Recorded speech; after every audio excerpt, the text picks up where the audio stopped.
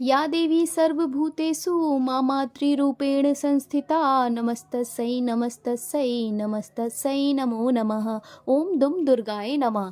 ओम स्कंद मात्रयै नमः।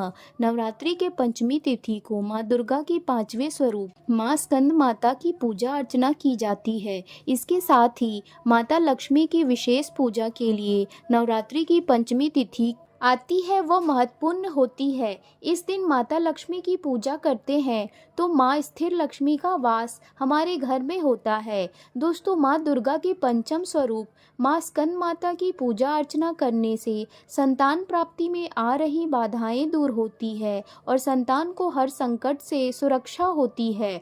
दोस्तों, आइए अब पूरे भक्ति भाव से शुरू करते हैं माँ दुर्गा सप्तशती का 9वां अध्याय।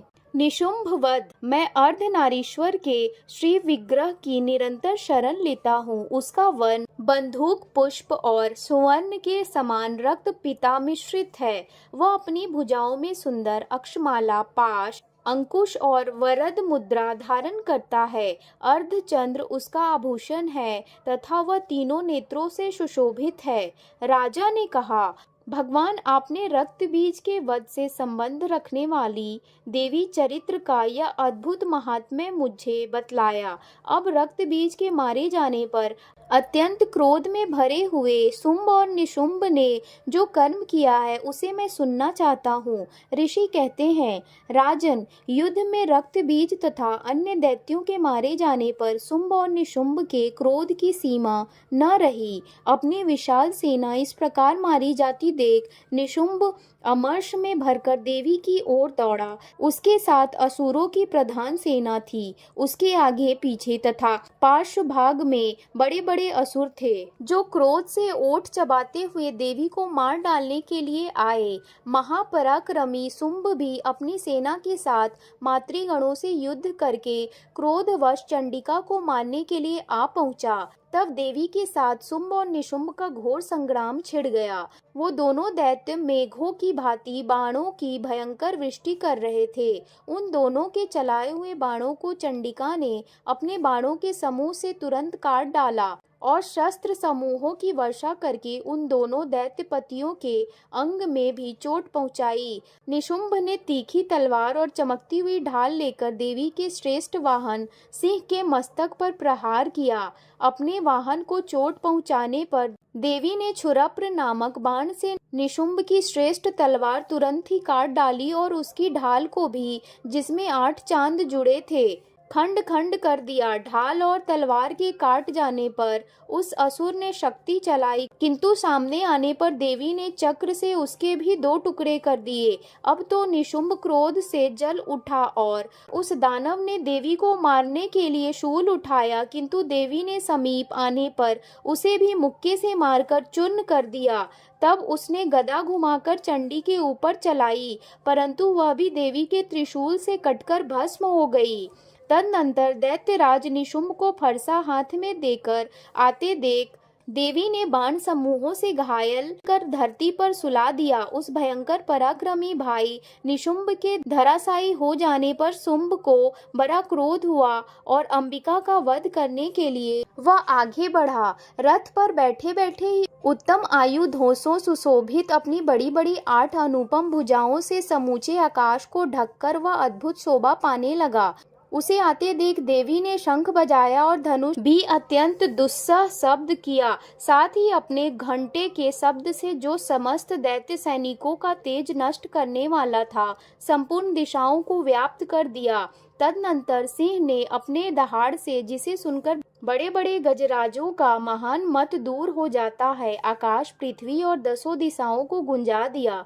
फिर काली ने आकाश में उछलकर अपने दोनों हाथों से पृथ्वी पर आघात किया। उससे ऐसा भयंकर शब्द हुआ जिससे पहले के सभी शब्द शांत हो गए।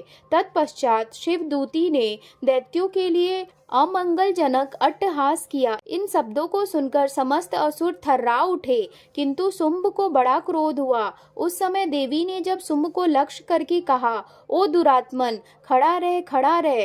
तभी आकाश में खड़े हुए देवता बोल उठे, जय हो, जय हो। शुंभ ने वहां आकर ज्वालाओं से युक्त अत्यंत भयानक शक्ति चलाई। अग्नि में पर्वत के समान आती हुई उस उस शक्ति को देवी ने बड़े भारी भारी लुके से दूर हटा दिया। उस समय शुंभ के सिंह नाद से तीनों लोग गूंज उठे। राजन, उसकी प्रतिनिधि से वज्रपात के समान भयानक शब्द हुआ, जिसने अन्य सब शब्दों को जीत लिया। शुंभ के चलाए हुए बाणों के देवी ने और देवी के चलाए हुए बाणों के शुंभ ने अपने भयंकर बाणों द्वारा सैकड़ों और हजारों टुकड़े कर दिए। तब क्रोध में भरी हुई चंडिका ने शुंभ को शूल से मारा। उसके आघात से मूर्छित हो वह पृथ्वी पर गिर पड़ा। इतने में ही शुंभ को चेतना हुई कि उसने धनुष हाथ में लेकर बाणों द्वारा देवी काली तथा सिंह को घायल कर डाला है। फिर उस दैत्यराज ने 10,000 बाहें बनाकर चक्रों के प्रहार से चंडिका को आच्छादित कर दिया।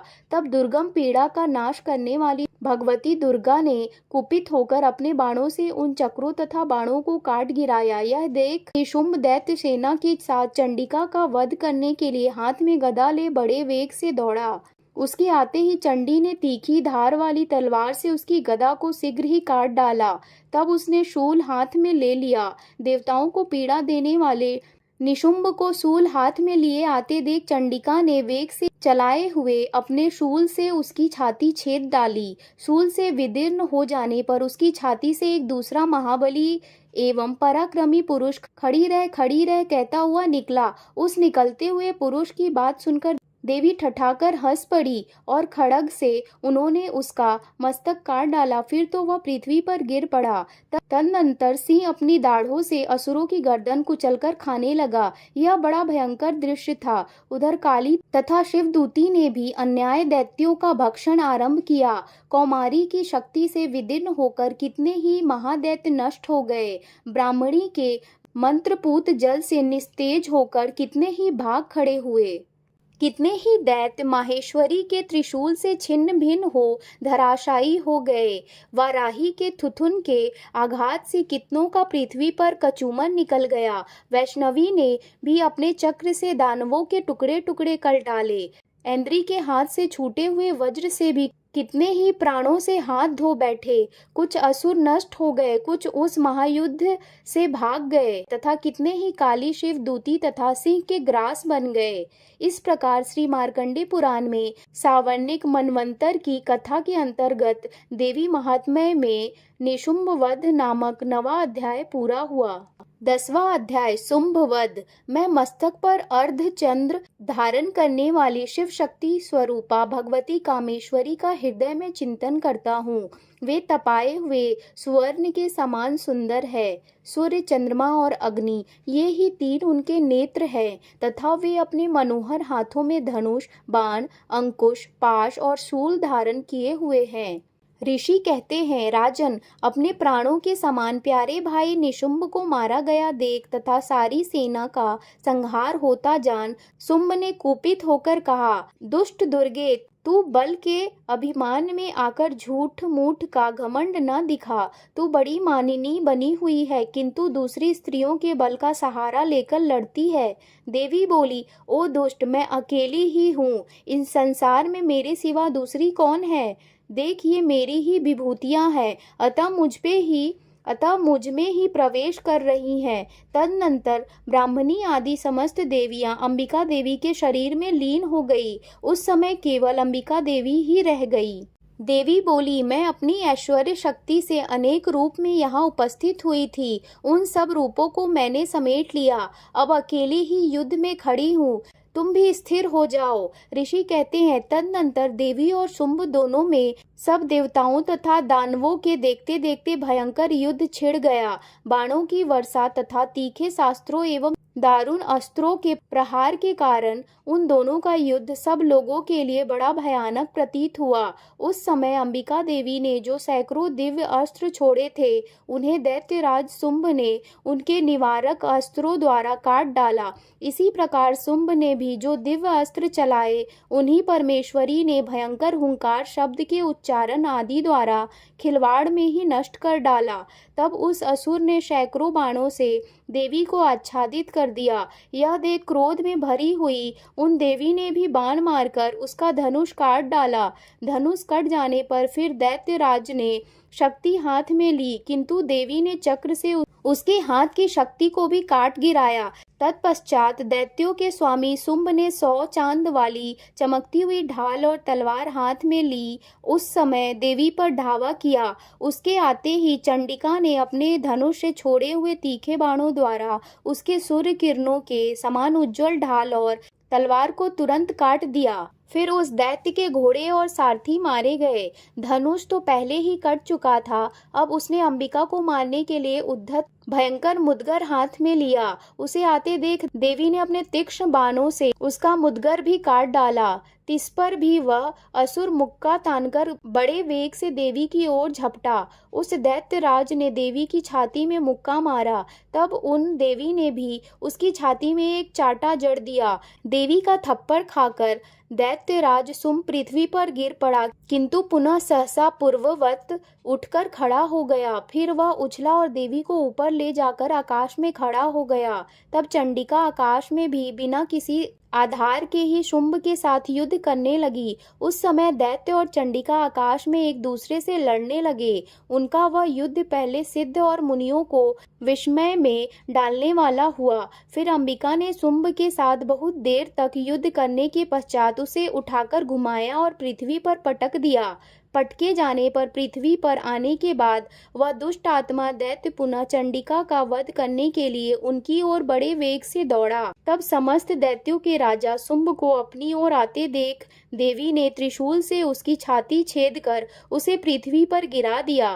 देवी के शूल की धार से घायल होने पर उसके प्राण पखेरु उड़ गए और वह समुद्रों, द्वीपों तथा पर्वतों सहित समूची पृथ्वी को कपाता हुआ भूमि पर गिर पड़ा।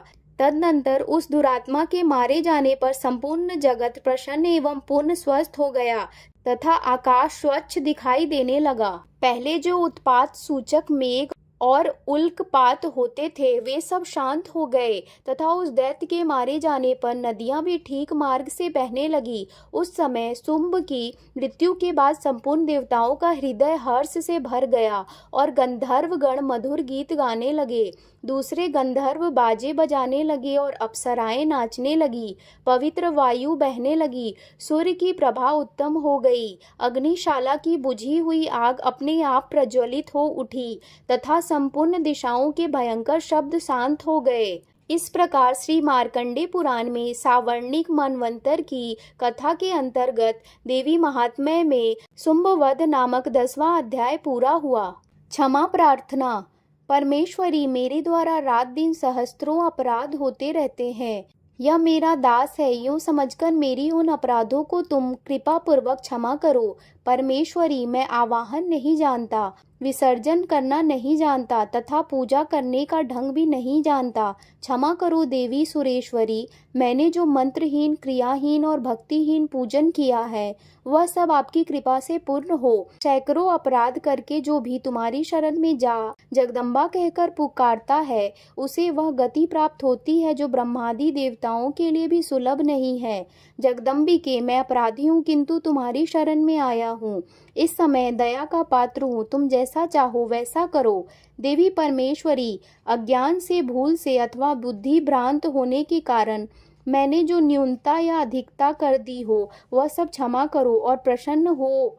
सच्चिदानंद स्वरूपा परमेश्वरी, जगन्माता कामेश्वरी, तुम प्रेम पूर्वक मेरी यह पूजा स्वीकार करो और मुझ पर प्रसन्न रहो। देवी सुरेश्वरी, तुम गोपनीय से भी गोपनीय वस्तु की रक्षा करने वाली हो। मेरे निवेदन किए हुए इस जप को ग्रहण करो। तुम्हारी कृपा से मुझे सिद्धि प्राप्त हो। आरती।